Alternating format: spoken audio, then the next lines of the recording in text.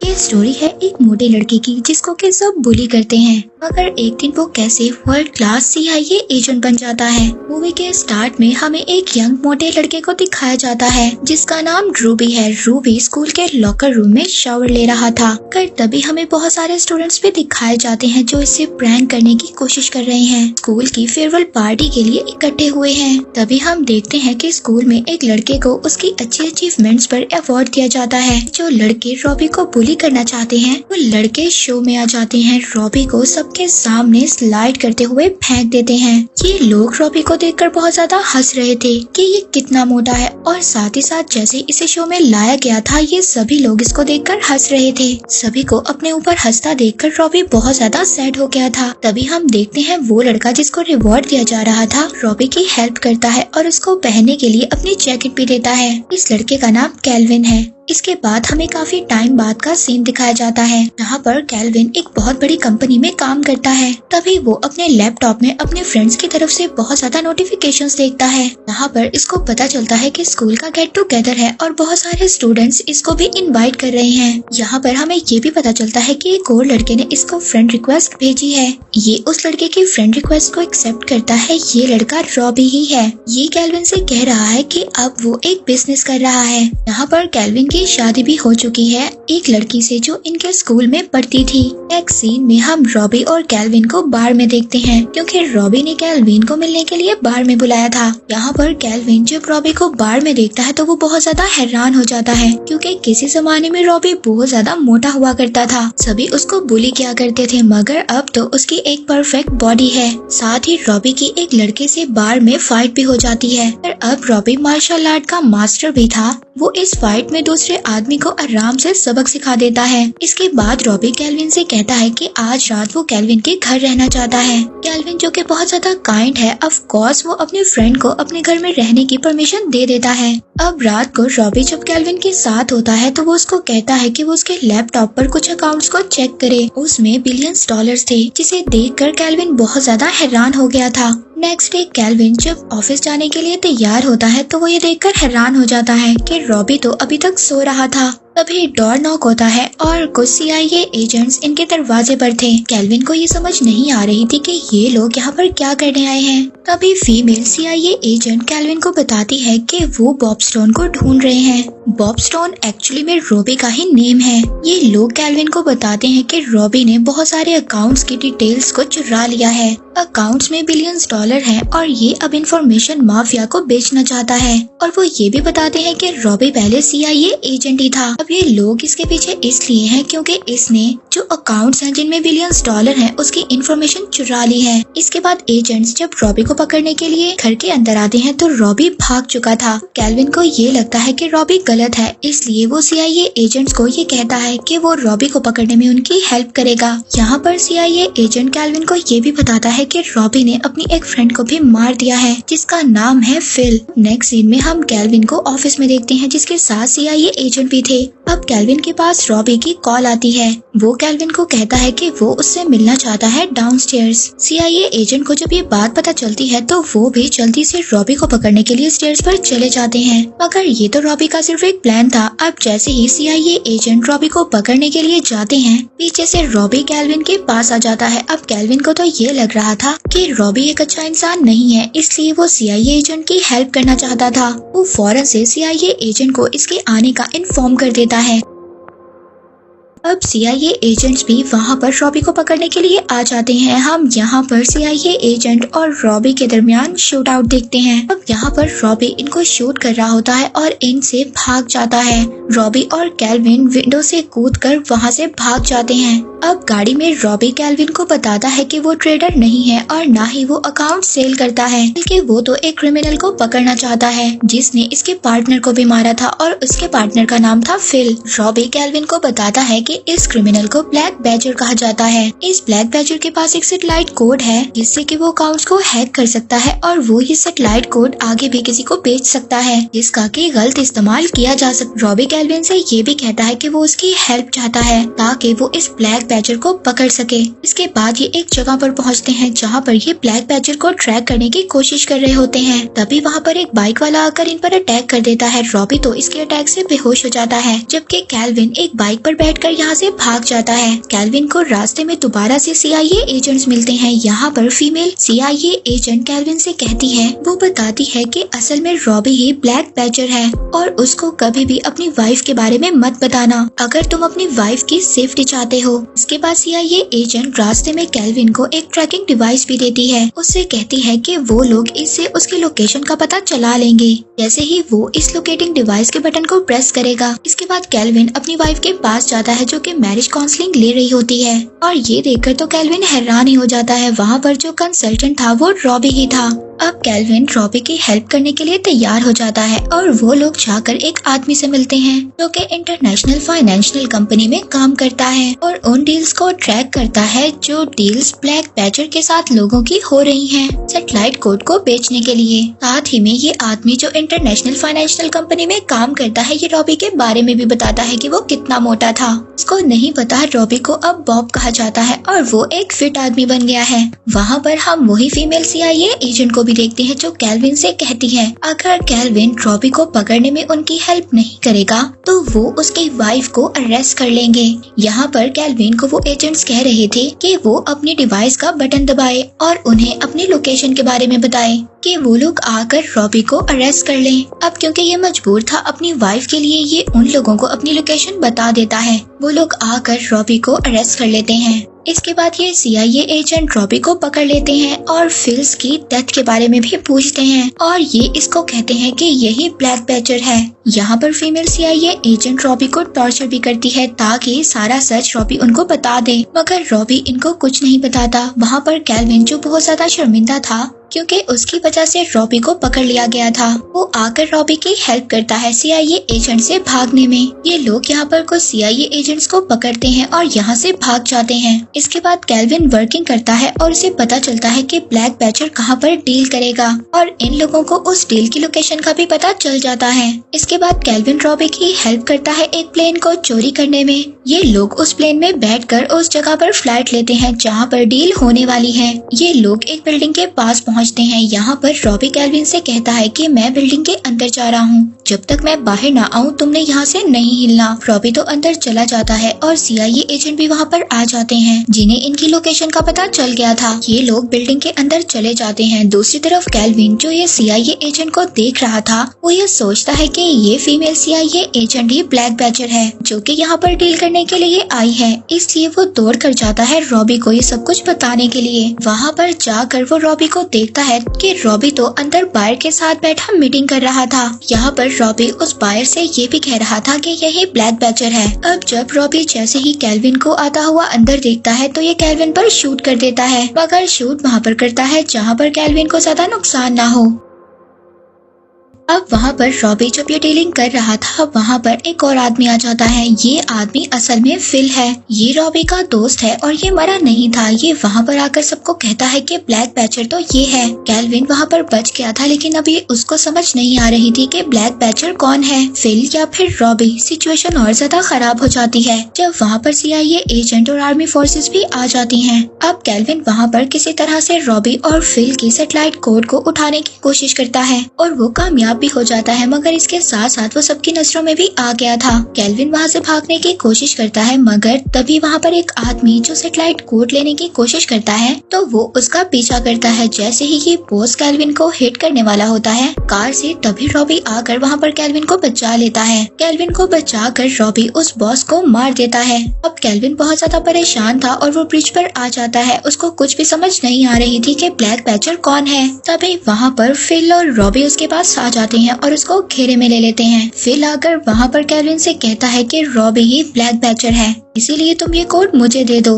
जब ये बात रॉबी सुनता है तो वो फिल पर अटैक कर देता है, उसको वहाँ पर शूट करने की कोशिश करता है। केल्विन, जिसको ये लग रहा था कि रॉबी ही असल में ब्लैक बैचर है, तो वो रॉबी पर शूट कर देता है। अब जैसे ही वो रॉबी पर शूट करता है तो फिल बाद में केल्विन को बता देता है कि फिल ही असल में ब्लैक बैचर है और अब वो केल्विन को भी अपने साथ लेकर जाना चाहता था। मगर जब केल्विन देखता है कि फिल की अटेंशन किसी और साइड पर है तो केल्विन उससे अपने आप को फ्री करवा लेता है। तभी केल्विन छलांग लगाता है और खुद को फिल से आजाद करवा लेता है। वहाँ पर रॉबी जब ये देखता है कि फिल की अटेंशन किसी और साइड पर है, वो भी फिल पर आकर अटैक कर देता है। वो इसकी गर्दन को जख्मी कर इसको लेक में फेंक देता है। इसके बाद रॉबी केल्विन से वहाँ पर माफी मांगता है कि उसने केल्विन को शूट किया। वो केल्विन को बताता है कि उसे फोर्स किया गया था ऐसा करने के लिए। केल्विन भी रॉबी से माफी मांगता है कि उसने रॉबी पर ट्रस्ट नहीं किया, इसे गलत इंसान समझा। नेक्स्ट सीन में रॉबी और केल्विन को दिखाया जाता है जो कि स्कूल के रीयूनियन पर पहुंच गए हैं। स्कूल के रीयूनियन में पहुंचने के लिए ये लोग CIA के हेलीकॉप्टर में आए हैं। यहाँ पर हमें वही फीमेल CIA एजेंट दिखाई जाती है। ये आकर रॉबी से माफी मांगती है कि उसने इसको ब्लैक बैचर समझा। वो फीमेल इससे कहती है कि क्यों ना दोबारा से वो CIA के काम पर आ जाए। दूसरी तरफ केल्विन, जो अपनी वाइफ से नाराज था, इसी वजह से तो उसकी वाइफ काउंसलिंग ले रही थी, वो जाकर अपनी वाइफ से कहता है कि हम दोबारा से अपनी मैरिज का स्टार्ट लेते हैं। वहाँ पर केल्विन अपनी वाइफ को ये भी बताता है कि उसने वोटिंग सिस्टम को हैक कर लिया था, जिससे कि प्रॉम किंग को चेंज कर रॉबी को स्कूल के रीयूनियन का प्रॉम किंग बना दिया गया है। अब वहाँ पर जब यह अनाउंस होता है कि बॉब स्कूल के रीयूनियन का प्रॉम किंग है, किसी को ये नहीं पता था कि बॉब कौन है। वो लोग सब इधर उधर देख रहे थे जब इन्हें पता चलता है कि रॉबी ही असल में बॉब है और वो एक CIA एजेंट है। वही रॉबी जो एक टाइम पर मोटा स्टूडेंट हुआ करता था और लोग इसका मजाक उड़ाया करते थे। और साथ ही में हम देखते हैं कि पार्टी में वो आदमी भी आ गया था जिससे रॉबी और केल्विन जाकर मिले थे, जो कि एक टाइम पर इनका क्लासमेट था और रॉबी को इसके मोटापे पर तंग किया करता था। ये दोबारा से आकर रॉबी को तंग करता है, मगर इस बार रॉबी एक अलग इंसान था। अब वो आदमी जब दोबारा से रॉबी को तंग करता है तो रॉबी उसको एक पंच मारकर सबक सिखा देता है। इसके बाद रॉबी अपनी स्पीच में सबको बताता है कि वो रॉबी ही था जो अपने आप को परफेक्ट बनाने की कोशिश में लगा रहता था और बहुत सारे मुश्किल टाइम को झेलता था। मगर मुश्किल टाइम में जो इसके साथ था वो था केल्विन। वो सबके सामने कहता है कि केल्विन ही उसका सच्चा दोस्त है। इसके बाद रॉबी यानी कि बॉब दोबारा से अपनी शर्ट को उतार कर वही मोमेंट जीता है। उस वक्त तो सब उसके ऊपर हंस रहे थे, मगर आज के दिन लोग उसके मसल्स देखकर हैरान हो गए थे। इसके बाद रॉबी जाकर एक लड़की से मिलता है जो कि हाई स्कूल में इसका क्रश हुआ करती थी और उसे डांस की ऑफर करता है। मूवी के लास्ट में हम देखते हैं कि रॉबी दोबारा से CIA एजेंट बन चुका है और CIA में अपनी सर्विसेज देगा और फिर वो केल्विन से मिलने जाता है और केल्विन को साथ ही वो शर्ट भी देता है जो केल्विन ने उसको पहनाई थी कुछ टाइम पहले जब लोग उसका मजाक उड़ा रहे थे उसी शो में। अब केल्विन भी रॉबी के साथ मिलकर CIA में काम करेगा और ये दोनों CIA के काम के लिए निकल जाते हैं। मूवी के स्टार्ट में हमें कुछ बच्चे दिखाए जाते हैं जो कि फोटो ले रहे थे। अब इनमें से जो बच्चा टिम था वो बार बार हंस रहा था।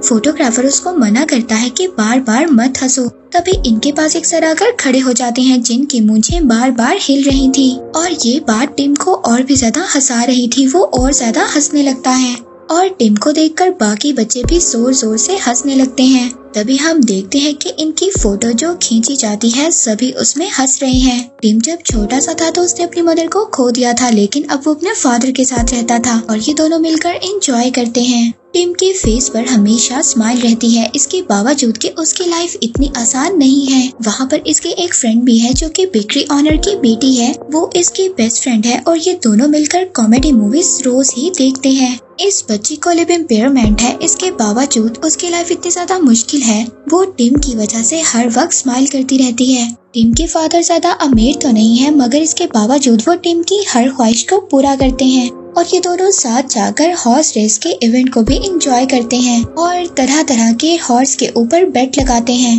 वापसी पर टिम रोज अपने फादर के साथ ग्रैंड होटल के पास से गुजरता है और वापसी पर उसके फादर रोज उससे कहते हैं कि एक दिन वो उसको इस होटल से बहुत सारा खाना खिलाएंगे। नेक्स्ट सीन में हम देखते हैं कि टिम के फादर ने शादी कर ली है और वो अपने साथ टिम की स्टेप मदर और उसका स्टेप भाई साथ लेकर आए हैं। वो ऐसा सोचते हैं कि टिम को जब फुल फैमिली मिलेगी तो वो और ज्यादा खुश रहेगा, मगर ऐसा होता नहीं है क्योंकि टिम का स्टेप ब्रदर इसकी जिंदगी को और ज्यादा खराब कर देता है। वो टिम के सारे टॉयज भी तोड़ देता है, मगर टिम की स्टेप मदर फिर भी टिम से कहती है कि वो अपने भाई से माफी मांगे।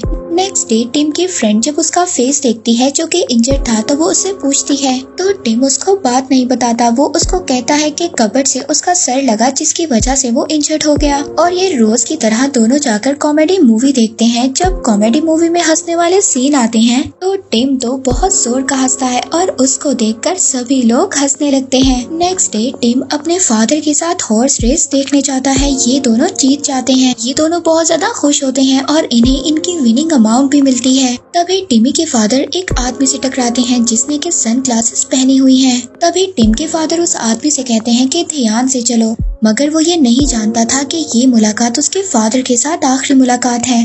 नेक्स्ट सीन में हम देखते हैं कि टिम के फादर की बिल्डिंग साइट पर काम करते हुए डेथ हो गई है, जबकि टिम की स्टेप मदर उनके लिए अच्छा डॉम भी नहीं लेती। टिम अपनी लाइफ में बहुत ज्यादा परेशान हो गया था क्योंकि उसके स्टेप मदर उसके साथ बिल्कुल भी अच्छा सलूक नहीं करती थी। Next day Tim race track पर पहुंचता है। वो अपने फादर के बारे में सोच रहा होता है, मगर तभी सरप्राइजिंगली उसको जमीन पर गिरे हुए 5 सेंट्स मिलते हैं। वो इनको उठा लेता है। तभी वही आदमी जिससे टिम के फादर टकराए थे वो टिम को बताता है कि वो उनके फादर का दोस्त है और वो टिम को ऑफर करता है बेट के लिए। वो कहता है कि तुम अपने फेवरेट हॉर्स पर बेट लगाओ, अगर तुम जीत गए तो मैं तुम्हें बहुत सारे पैसे दूंगा। सरप्राइजिंगली हम देखते हैं कि टिम का हॉर्स उस रेस को जीत जाता है और टिम को अच्छे खासे पैसे मिलते हैं जीतने की वजह से। अब टिम ये सोचता है कि वो इन पैसों से अपने फादर का टॉम्बस्टोन बनवाएगा।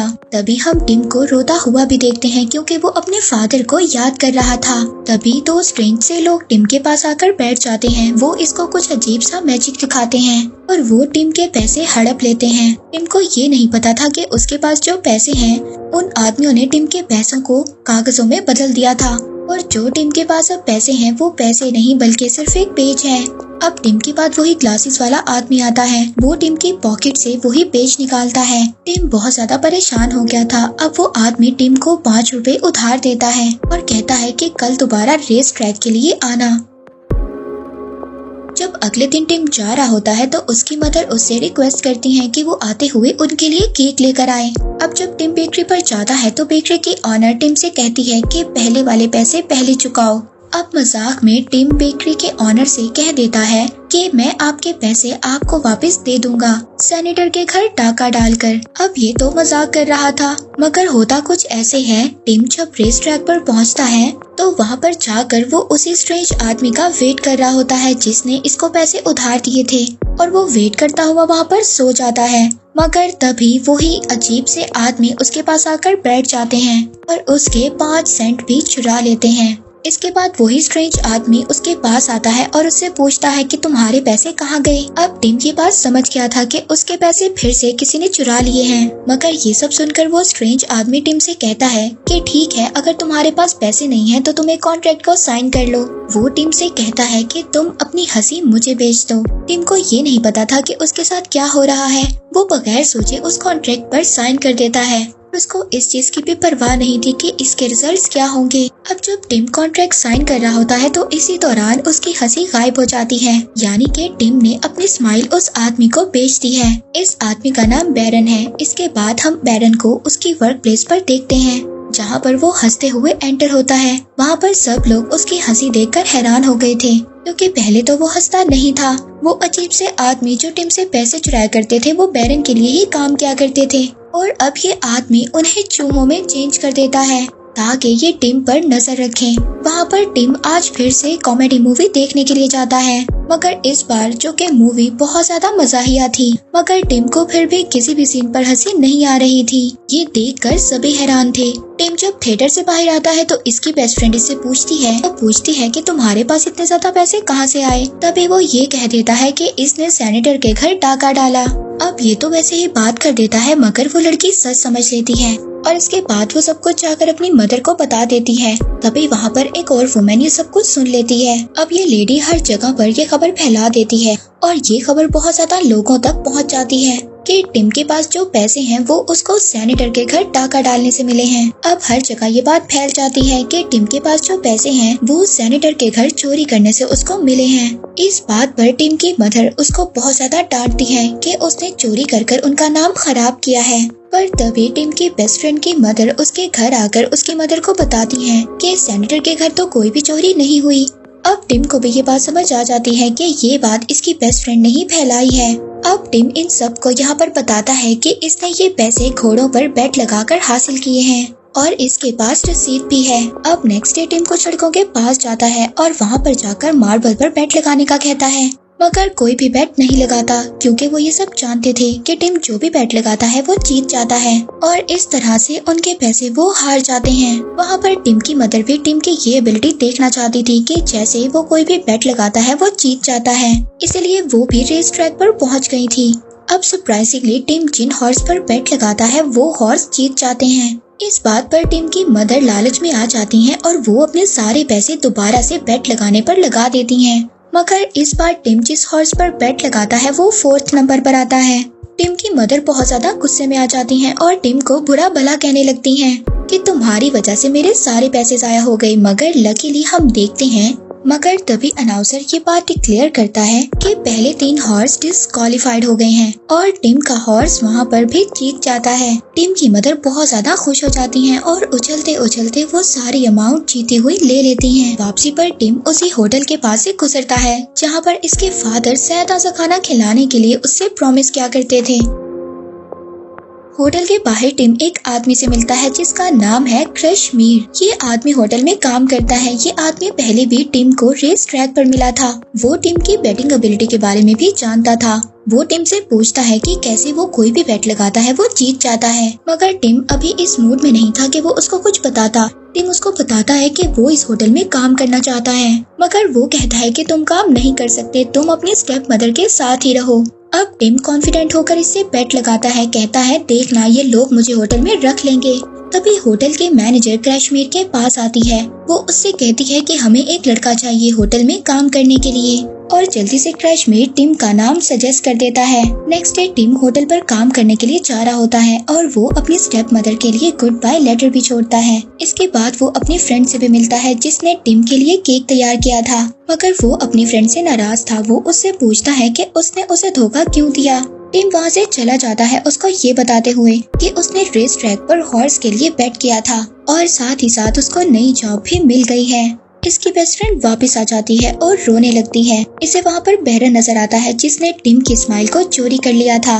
यहाँ पर टिम की बेस्ट फ्रेंड अपनी मदर को भी बेहोश देखती है। टिम की बेस्ट फ्रेंड इसलिए परेशान थी क्योंकि टिम अब जा रहा था और इसके साथ खेलेगा भी नहीं। अब बैरन यहाँ पर आ जाता है। वो टिम की बेस्ट फ्रेंड से कहता है कि वो तुम्हारे साथ खेलना नहीं चाहता क्योंकि तुम्हारे लेग्स ठीक नहीं है। अब ये उसकी बेस्ट फ्रेंड के सामने एक प्रपोजल रखता है। दूसरी तरफ हम टिम को भी देखते हैं जो अपने फादर के लिए टोम्बस्टोन कल्चर बाय करने गया है। ये उस आदमी से जाकर बेट लगाता है कि उसके फादर की ग्रेव पर एक स्टैचू है, बिल्कुल ऐसा जैसा कि यहाँ पर है। अब टिम जब अपने फादर की ग्रेव पर जाता है तो वहाँ पर ऐसा ही स्टैचू होता है। इसे जो अपने फादर के लिए चाहिए था वो मिल गया था और अब वो अपनी हंसी भी वापस चाहता था। अब ये पेरेंट्स से मिलने के लिए अंदर जाता है, मगर कोई भी इसको अंदर आने नहीं देता। रेस ट्रैक में भी इसको कोई भी अंदर आने नहीं देता क्योंकि इसने बेट में बहुत ज्यादा पैसे हासिल कर लिए थे। इसके बाद टिम दोबारा से होटल वापस आ जाता है। होटल में आकर क्लीनिंग लेडी उसको 2 माइंस दिखाती है और कहती है कि ये इनको मारना चाहती है, लेकिन ये कहता है कि इन्हें मैं मारूंगा। जब वो इन्हें मारने वाला होता है तो इसको इन पर तरस आ जाता है और वो इनको आजाद कर देता है। अब टिम बहुत ज्यादा परेशान बैठा होता है क्योंकि उसने अपनी हंसी को खो दिया था। तभी वो कॉन्ट्रैक्ट पढ़ता है और उसको पता चलता है कि अगर वो कोई एक बैट हार जाएगा तो उसको उसकी हंसी वापस मिल जाएगी। तभी कश्मीर इसके पास आता है और इसको ये भी बताता है कि वो होटल के मैनेजर को पसंद करता है। टिम कश्मीर को बेट करता है कि कल होटल में बैरन आएगा। नेक्स्ट डे ऐसा ही होता है, इनके होटल पर बैरन आ जाता है। टिम उससे कहता है कि मेरी हंसी वापस कर दो, मगर वो कहता है कि मैं तुम्हारी हंसी वापस नहीं करूँगा। इसके बाद जब वो अपनी क्लासेस उतारता है तो देखता है कि ये आंखें तो पहले वो देख चुका है। इसके बाद टिम क्रशमीर को ये बेट करता है कि केक उसकी बेस्ट फ्रेंड की बेकरी से आएंगे। तभी एक लेडी आती है, वो टिम से कहती है कि केक को डिलीवर करवाए सबसे अच्छी बेकरीज में से। अब टिम को मौका मिल जाता है और वो अपनी बेस्ट फ्रेंड से मिलने के लिए बेकरी जाता है। अब जब टिम अपनी फ्रेंड से मिलता है तो उसको देखता है कि उसके पास बैरन की आंखें हैं। टिम अपनी फ्रेंड से कहता है कि तुम मेरे साथ बेट करो कि बैरन तुम्हें तुम्हारी आंखें वापस कर देगा। वो जैसे ही टिम के साथ ये बेट करती है तो उसकी आंखें वापस आ जाती हैं। वहाँ पर बैरन स्पीच दे रहा था, तभी उसको धुंधला नजर आने लगता है और वो वहाँ से चला जाता है। टिम जब दोबारा होटल वापस आता है तो क्रशमीर उससे कहता है कि तुम तो जो भी बेट लगाते हो वो पूरी हो जाती है। तो वो कहता है तुम मेरे साथ बेट लगाओ कि होटल की मैनेजर मुझे पसंद करेगी और मेरे साथ बात करेगी। टिम उसके साथ बेट लगाता है और ऐसा ही होता है। होटल की मैनेजर आकर उससे बात करती है। यहाँ पर क्रशमीर को टिम ये भी बताता है कि कॉन्ट्रैक्ट में लिखा है जब जब मैं बेट लगाऊंगा और जीत जाऊंगा मेरी हंसी गायब होती रहेगी। आहिस्ता आहिस्ता अब क्रशमीर बहुत ज्यादा परेशान हो जाता है इसकी स्टोरी सुनकर और वो अब इसकी हेल्प करना चाहता है। वो आकर टिम से ये बेट लगाता है कि वो दुनिया का सबसे ज्यादा अमीर आदमी बन जाएगा। तभी टिम के होटल पर बहुत ज्यादा स्ट्रेंजर्स आ जाते हैं और वो टिम को पकड़कर अपने साथ ले जाते हैं और वो ये कह रहे थे कि दुनिया का सबसे ज्यादा अमीर आदमी सुसाइड कर चुका है और उसकी दौलत का अब अकेला मालिक टिम ही बचा है।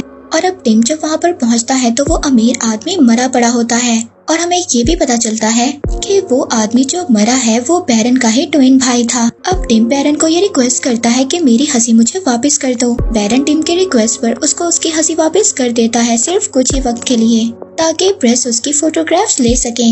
इसके बाद बैरन टिम से उसकी हंसी वापस ले लेता है। बैरन उसको बताता है कि दुनिया में जितने भी ज्यादा गलत काम होते हैं वो इसका इंचार्ज है। यहाँ पर टिम की हंसी आहिस्ता आहिस्ता खत्म हो रही थी। टिम की स्टेप मदर और उसका भाई भी उससे रिक्वेस्ट करने के लिए आते हैं कि वो उनको कुछ पैसे दे दें, मगर टिम जहाँ पर उसकी हंसी तो जा ही रही थी और साथ ही साथ उसकी सोल भी खत्म होती जा रही थी, इसलिए वो बहुत ज्यादा परेशान था। इसलिए वो अपनी स्टेप मदर और स्टेप भाई को वहाँ से डांट कर निकाल देता है। टिम क्रशमीर और अपनी फ्रेंड से मिलना चाहता था, मगर बैरन उसको कहता है कि तुम्हारी न्यू लाइफ उनके लिए डेंजरस हो सकती है, इसलिए आज के बाद तुम उनसे मिलने का सोचना भी मत। बैरन टिम के नाम पर एक चैरिटी ओपन करना चाहता था और ये न्यूज टिम की बेस्ट फ्रेंड देख लेती है। इसके बाद वो टिम से मिलने के लिए बैरन के मेंशन पर आती है, मगर टिम उससे कहता है कि तुम मेरे बारे में सोचना छोड़ दो, हम दोनों एक जगह पर नहीं रह सकते, हम दोनों के स्टैंडर्ड्स अलग हैं। जिस पर टिम की फ्रेंड परेशान हो जाती है। नेक्स्ट सीन में हम टिम और बैरन को देखते हैं जो मिलकर मूवी देख रहे होते हैं और यहाँ पर बैरन टिम को बताता है कि उसी ने उसके फादर को मार दिया था। ये सब बातें बैरन की माइंड्स भी सुन लेते हैं और अब वो इन सब का इससे बदला लेना चाहते थे। वहाँ पर टिम के हर जगह पर पोस्टर लग जाते हैं। टिम की फ्रेंड अंकल क्रशमीर के पास जाती है होटल में। वहाँ पर ये दोनों ये डिसाइड करते हैं कि वो मिलकर टिम की मदद करेंगे उसकी हंसी वापस दिलाने में। नेक्स्ट सीन में हम देखते हैं कि बैरन टिम को रेसिंग ट्रैक पर लेकर जाता है और क्रशमीर और इसकी बेस्ट फ्रेंड आयरा इनका पीछा कर रहे होते हैं। अब क्रशमीर जब आयरा की हेल्प कर रहा होता है इनके पीछा करने में, इसको चढ़ा रहा होता है स्टेज पर, तभी दोनों माइंस आकर इनको पकड़ लेते हैं। मगर क्योंकि अब उन्होंने डिसाइड किया था कि वो टिम की हेल्प करेंगे, इसलिए वो भी अब आयरा की हेल्प करते हैं टिम से मिलने के लिए। ये बैरन से झूठ बोलते हैं और आयरा को ले आते हैं टिम से मिलवाने के लिए। यहाँ पर आयरा टिम से कहती है कि वो उसे बेट कर रही है कि वो अब कभी भी नहीं हंसेगा। टिम इस बेट के लिए राजी नहीं होता और उससे कहता है कि अब उसे हंसी चाहिए ही नहीं। वहाँ पर बैरन को भी शक हो जाता है और वो भी टिम को इधर उधर ढूंढने लगता है, मगर तभी आयरा टिम को एक जोक सुनाती है जिससे कि टिम को हंसी आ जाती है और इसी के साथ ही टिम की याददाश्त भी वापस आ जाती है। वो अपनी क्लासेस उतारता है और अपनी बेस्ट फ्रेंड को पहचान लेता है। इसके बाद आयरा टिम के साथ बेट लगाती है कि वो कभी नहीं हंसेगा। तभी वहाँ पर बैरन आ जाता है। वो टिम से कहता है कि जल्दी चलो मेरे साथ घर वापस, मगर तभी टिम जल्दी से आयरा के साथ बेट कर लेता है कि हंसी और दोस्ती दौलत पर भारी पड़ेगी। और तभी हम देखते हैं कि आखिरकार टिम की हंसी वापस आ जाती है। इसके बाद जब ये लोग बाहर वापस आते हैं तो बैरन को बैठा हुआ देखते हैं जो कि अब एक बूढ़े और कमजोर आदमी में बदल गया था। वो जाने से पहले अपने दोनों मैसेंजर्स को दोबारा से वापस माइंस में चेंज कर देता है, मगर टिम उनसे कहता है कि वो हमेशा उनका ख्याल रखेगा। और इसी के साथ ये मूवी एंड हो जाती है।